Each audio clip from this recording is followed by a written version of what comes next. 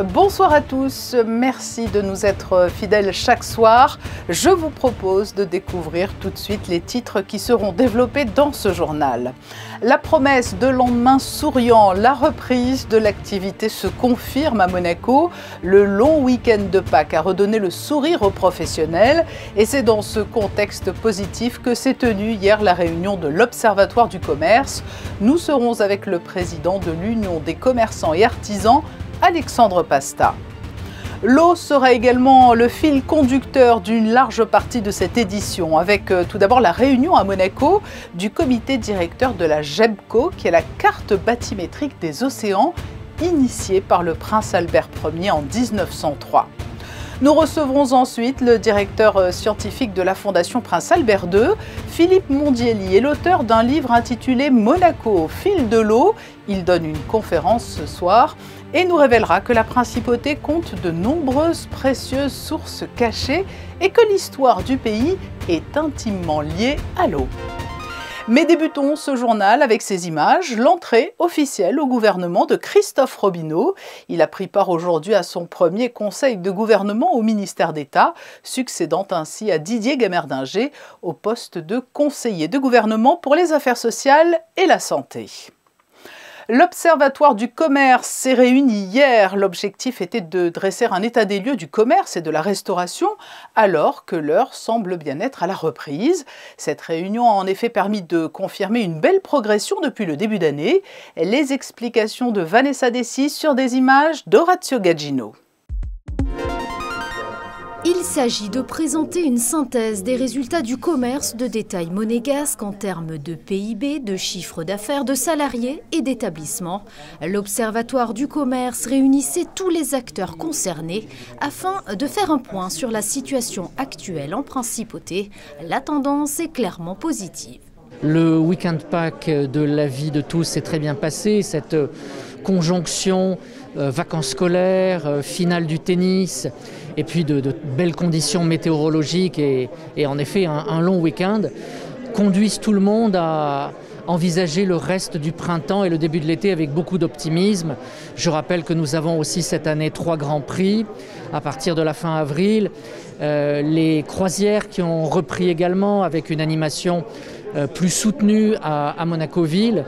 Et de manière générale, oui, des chiffres qui sont pour certains déjà au niveau de l'année 2019, pour d'autres encore en retrait, mais une tendance de fond qui est très clairement positive. Un bilan nettement meilleur également pour la restauration en principauté. Le secteur semble désormais afficher une belle reprise. C'est reparti depuis le salon anti-aging, où là nous avons eu énormément de monde. Les restaurateurs ont très bien travaillé. Puis dans la foulée, donc, il y a les fêtes de Pâques. Il y a eu les fêtes de Pâques.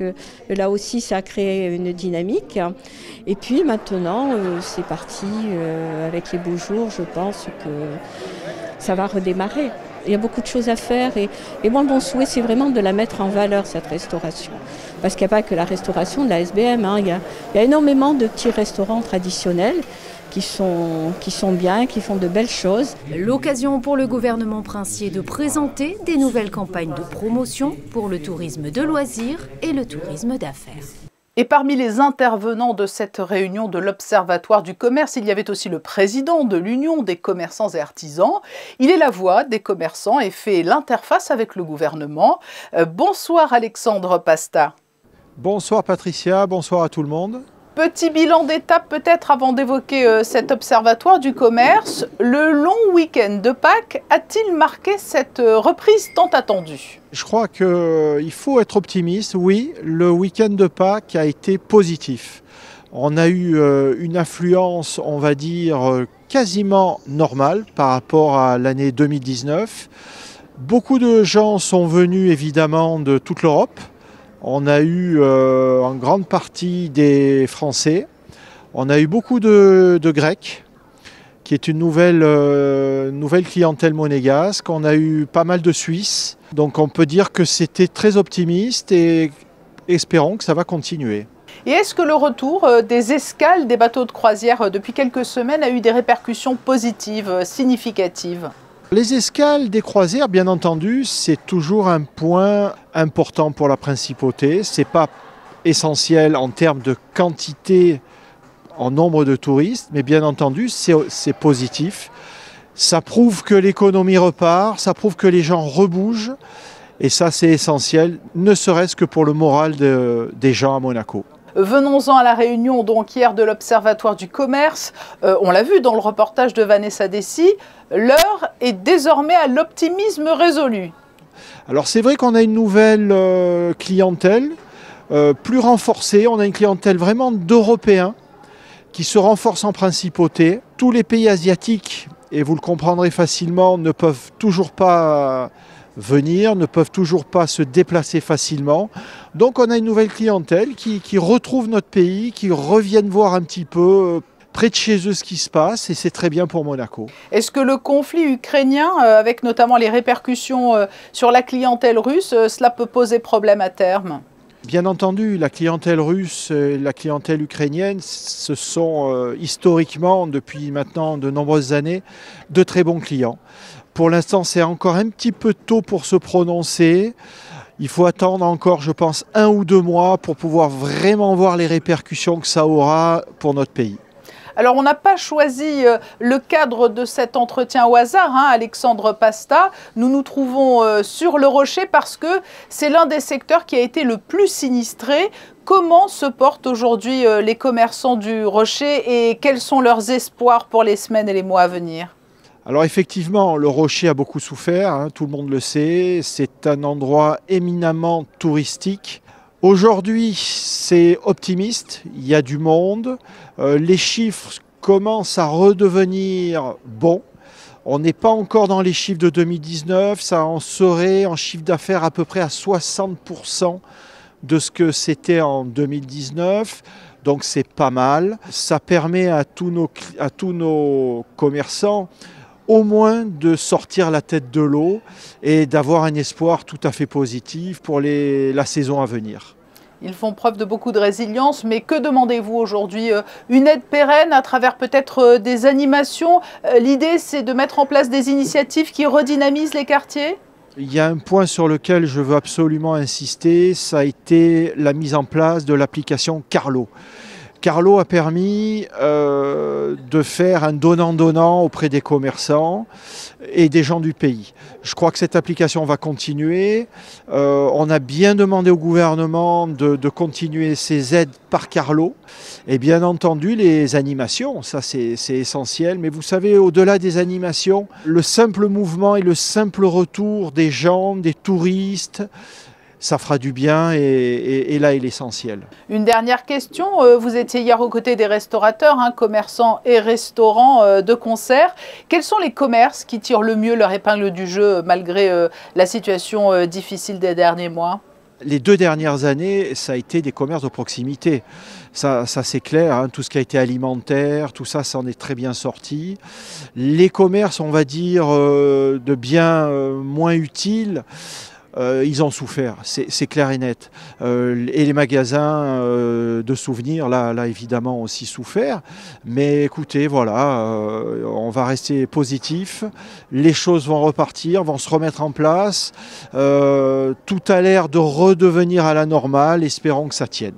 Voilà un message plein d'espoir. Eh bien, écoutez, Alexandre Pasta, président de l'UQAM, merci d'avoir répondu à notre invitation. Merci Patricia, à bientôt et restons positifs. Merci. Et Alexandre Pasta l'évoquait, l'application Carlo a fait beaucoup de bien aux commerçants locaux. Le bilan de l'opération des bons cadeaux Carlo est d'ailleurs là pour le prouver, Julia Vial. Bonsoir Patricia, bonsoir à toutes et à tous. L'opération des bons cadeaux Carlo a pris fin le 31 mars. Les bénéficiaires de la prime exceptionnelle avaient été invités à dépenser leur bon d'achat dès le 1er décembre 2021. Cette année encore, l'opération a effectivement connu un vrai succès et a cumulé un nombre record de 110 000 transactions, soit 2 fois plus que l'an passé. passé. Au total, Patricia, ce sont plus de 13 millions d'euros qui ont été dépensés via l'application et qui ont généré 910 000 euros de cashback. Ils seront d'ailleurs à leur tour réinjectés dans l'économie locale.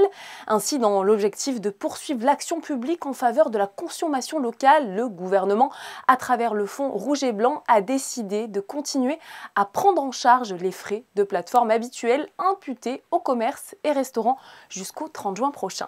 Passons aux chiffres hebdomadaires relatifs au dépistage de la Covid-19.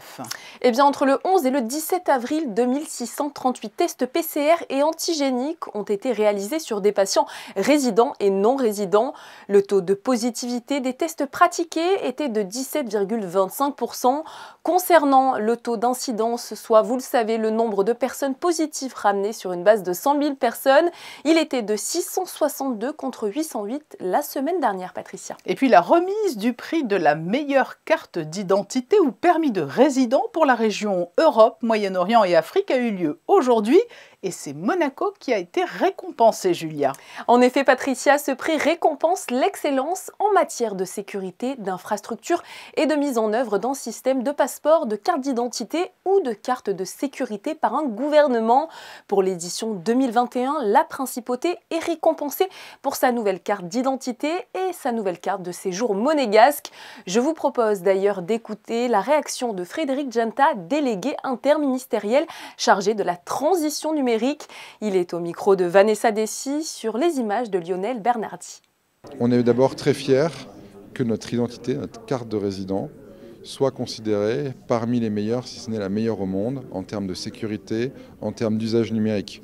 On s'est engagé à faire un Monaco qui soit leader dans le monde post-Covid. On avait l'année dernière été ravis de voir que nos élèves de primaire avaient été les meilleurs à la programmation dans la European Coding Week. On est ravis de voir qu'aujourd'hui, notre titre de séjour est parmi les plus hauts standards mondiaux et il permet attractivité, qualité de vie et sécurité. Monaco rejoint ainsi le top 5 des pays les plus à la pointe au monde en matière d'identité numérique. La 38e réunion du comité directeur de la GEBCO, la carte bathymétrique des océans, se déroule actuellement dans les locaux de l'Organisation hydrographique internationale sur le port Hercule. 2 jours d'échange entre spécialistes de la connaissance de nos océans. Le reportage de Frédéric Elion et Orazio Gaggino. De nos jours, on en sait plus sur la surface de la Lune ou de Mars que sur les fonds marins de notre propre planète. En 1903, le prince Albert Ier initie le projet GEBCO et propose d'organiser et financer la production d'une série de cartes marines, la carte générale bathymétrique des océans. Depuis 1973, le projet est mené conjointement par l'Organisation hydrographique internationale et la Commission océanographique intergouvernementale de l'UNESCO. La 38e réunion du comité directeur de la GEBCO se déroule en ce moment sur 2 jours en Principauté. This is a challenge that GEBCO wants to address by bringing together ocean professionals, ocean scientists, hydrographers, private industry, and what we aim to do in the GEBCO Guiding Committee is to make sure that we improve our knowledge of the ocean seabed. There are a lot of other interests in knowing about what the shape and depth of the ocean floor looks like, because it influences ocean currents. Ocean currents, again, influences the climate. It can say something about tsunami modeling, how it will affect the risk of coastal villages being exposed to super waves and things like that. Parmi les projets futurs pour une meilleure connaissance des fonds marins, la création d'un jumeau numérique de l'océan qui permettrait une surveillance en temps réel des océans et mers profondes. Des profondeurs des océans, partons à la découverte des sources d'eau de la Principauté. Philippe Mondielli, directeur scientifique de la Fondation Prince Albert II et l'auteur de l'ouvrage Monaco au fil de l'eau, il donne une conférence ce soir. Et dans cet ouvrage, c'est l'histoire de Monaco que l'on découvre au fil de l'eau avec des sources précieusement cachées en différents endroits de la Principauté. Bonsoir Philippe Mondielli. Bonsoir. L'eau est un précieux trésor et l'histoire de Monaco y est intimement liée, comme le montrent différents marqueurs en plusieurs endroits de la principauté. Oui, absolument. La cité de Monaco s'est construite autour de l'eau. Et donc, comme vous dites, il y a plusieurs marqueurs qui sont toujours bien visibles ou qui existent toujours. À savoir, peut-être le plus beau que tout le monde ne connaît pas, c'est évidemment la citerne du palais qui est sous la cour d'honneur. Mais il y a aussi, notamment à la Condamine, beaucoup de puits qui montrent à quel point cette ressource elle a été essentielle au développement de Monaco. C'est vrai que la citerne du palais, c'est une immense cathédrale sous la cour d'honneur. C'est une immense cathédrale et c'était justement à l'époque où la seule solution pour alimenter la population, puisque à cette époque-là, on parle des années 1600-1700, la population était concentrée sur le rocher et il n'y a évidemment sur le rocher ni source, ni lac. Donc la seule solution était de récupérer les eaux de pluie et donc on l'a récupérée dans les citernes. Et évidemment, la plus grande citerne était la citerne du palais. Et puis en poursuivant notre chemin sur le rocher, il y a aussi à proximité du musée océanographique ce lavoir qui rappelle des temps anciens. Oui, alors bien entendu, ce lavoir, sa situation, c'est pas au hasard qu'ils ont mis le lavoir à côté du musée océanographique. C'est tout simplement, on est sous l'actuelle terrasse des prisons, qui était en fait la citerne dite du souterrain. Et donc c'était le trop-plein de cette citerne qui servait justement aux buandières qui lavaient le linge donc, à cet endroit-là. Donc c'est légèrement excentré du village, mais ça donnait, c'était un lieu qui permettait d'avoir de l'eau renouvelée, de l'eau claire. Voilà pour ces marqueurs historiques. Et puis il y a bien caché ces sources en plusieurs sites de Monaco. Beaucoup de gens l'ignorent, mais il y a encore des sources qui sont bien exploitées aujourd'hui. Alors finalement, la plus célèbre peut-être bientôt sera la source de Testimoniaux, puisque, comme vous savez, il y a des opérations immobilières qui portent son nom. Cette source, elle était à cet endroit-là, donc à la frontière avec la France du côté du Valencin-Roman. On lui a apporté beaucoup d'attention pour ne pas la perdre. Finalement, les travaux ils ont été faits et cette source, on n'a pas perdu de volume, mais elle a été détournée sur la source qui est à côté, qui s'appelle la source Marie. Donc ça, c'est un exemple. Après, vous avez évidemment, peut-être la plus belle, c'est la source du Larvoto, la source Vaulabelle. Donc, qui est donc sous les immeubles de la principauté au niveau, on y rentre par la société monégasque des eaux, c'est au niveau de la plage du Larvoto. Et donc dans une grotte concrétionnée, c'est une nappe d'eau qui est également exploitée pour la consommation en eau de la principauté. Mais ces sources, Philippe Mondielli, elles ne sont pas suffisantes à elles seules pour alimenter Monaco. D'où vient aujourd'hui l'eau que l'on boit au robinet ? Ça dépend des saisons. Si on est dans une période très pluvieuse, la principauté peut être quasiment autonome avec ses sources. Mais globalement, si on prend aujourd'hui, dans cette période où malheureusement on est déjà dans une période d'étiage, c'est un peu tôt et ça va poser des problèmes, bien à ce moment-là, c'est essentiellement l'eau de la Vésubie et l'eau de la Roya. Et comment est-elle traitée, cette eau ? Il y a une partie qui est ozonation, clarification. Et ensuite, avant d'arriver sur Monaco, il y a une légère chloration pour être sûr qu'elle est tout à fait pure et bonne pour la consommation. Oui, cela n'altère pas le fait qu'elle soit potable in fine. Grâce au fait qu'on n'a pas d'agriculture intensive dans la RPI, cette eau déjà elle est quasiment pure. Donc c'est juste de la précaution, donc c'est des traitements pour s'assurer qu'il n'y a pas de problème bactériologique, mais on n'a pas ces problèmes qu'on a dans d'autres régions, en France par exemple, où justement il y a des nitrates, où il y a toutes sortes de produits liés à l'agriculture. Donc là on a cette chance d'avoir une eau pure qui vient de nos montagnes et qui arrive ensuite avec un petit traitement dans nos robinets. Merci Philippe Mondielli. Je rappelle donc que vous êtes l'auteur de cet ouvrage Au fil de l'eau à Monaco. Je vous remercie. De l'eau encore, à partir du 2 mai, il sera de nouveau possible de profiter de la piscine du Stade Nautique Régnier 3. Et il y aura quelques nouveautés cette saison, Julia. Tout d'abord, Patricia, le site devient non-fumeur à l'exception de la zone aménagée. Le stade nautique s'est aussi doté d'un nouveau système de billetterie avec un contrôle des accès. Les sorties seront désormais définitives. Autre nouveauté, la billetterie sera commune avec celle de la piscine Saint-Charles. Le stade nautique propose une nouvelle politique tarifaire avec la possibilité d'acheter un seul ticket ou bien une carte de 10 entrées journalières. Les clients auront également à leur disposition le pass horaire décliné en 10 heures ou 30 heures. Ce dernier est vraiment la grande nouveauté de la saison car grâce à ce système, les heures passées au sein du complexe seront informatiquement décomptées. Vous pouvez d'ailleurs consulter tous les tarifs et horaires sur le site de la mairie de Monaco.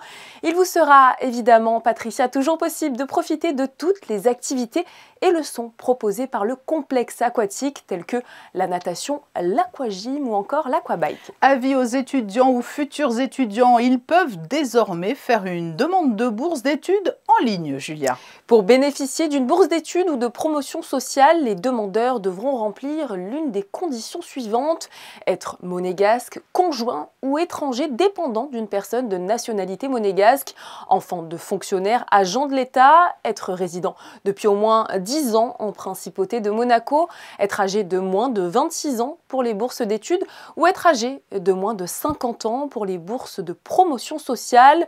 Le montant des bourses est lui calculé selon plusieurs critères, notamment les ressources et la composition du foyer, le type, la nature et le coût des études. Le statut du candidat temps plein, salarié, apprenti sera aussi pris en compte, à savoir que vos demandes de bourse devront impérativement être transmises en ligne avant le 15 septembre 2022 pour les bourses d'études et avant tout simplement la date de début de la formation pour les bourses de promotion sociale. Rendez-vous donc, Patricia, sur monguichet.mc pour faire toutes les demandes. Autre information pratique, un tronçon de l'avenue Princesse Grace sera temporairement à sens unique aux abords de l'opération Testimonio 2.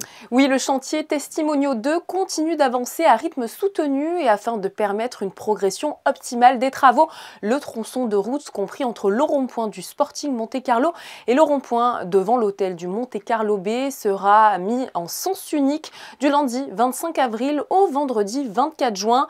À noter que le double sens de circulation sera lui temporairement rétabli du 23 au 30 mai à l'occasion du Grand Prix de Formule 1. Et enfin, de mauvaises nouvelles du côté des prévisions météo pour jeudi. Patricia, on l'avait annoncé en début de semaine et cela se confirme jour après jour. Le mauvais temps s'est installé en principauté. Demain, le soleil ne pointera pas le bout de son nez. Il y aura même des averses au cours de la matinée. Pour les températures, elles seront comprises entre 12 et 18 degrés. Concernant le saint du jour, nous fêterons les Anselmes. Merci Julia. Demain, c'est Émilie Rousseau que vous retrouverez à 19 h. Quittons-nous avec une série de photos de Stéphane Dana qui fait écho au fil de l'eau, le livre de Philippe Mondielli. Je vous souhaite une belle et douce soirée.